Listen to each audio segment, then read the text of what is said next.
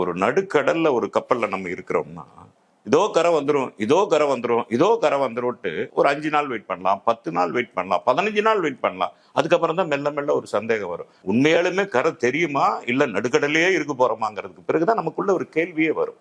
அதுதான் இந்த 15 வருஷ காலகட்டம்.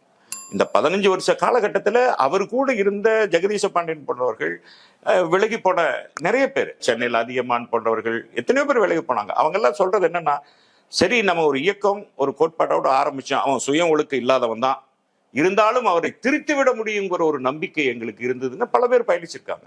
ஆனா திருந்தவே ஜென்மம்ங்கிறது இப்பதான் அவங்களுக்கு தெரியுது, இது திருந்தாத ஜென்மம் அப்படிங்கிறதுனால இப்ப எல்லாம் விலகி போயிட்டு இருக்காங்க. இப்போ கட்சியில் ஜனநாயகம் இல்லை என்பதெல்லாம் இப்பதான் தெரிஞ்சுதா?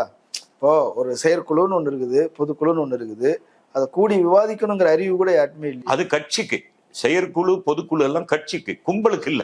இது கும்பலா? இது கும்பல். அது நான் தான் சொல்றேன், அடிக்கடி நான் சொல்றேன், கட்சிக்கு தான் பொதுக்குழு செயற்குழு, கட்சியினுடைய கட்டமைப்பு.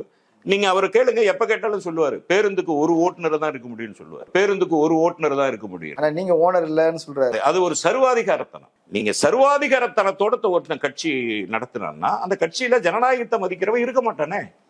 சர்வாதிகாரமே ஜனநாயக நேர் எது இல்ல, எப்படி இருப்பாங்க?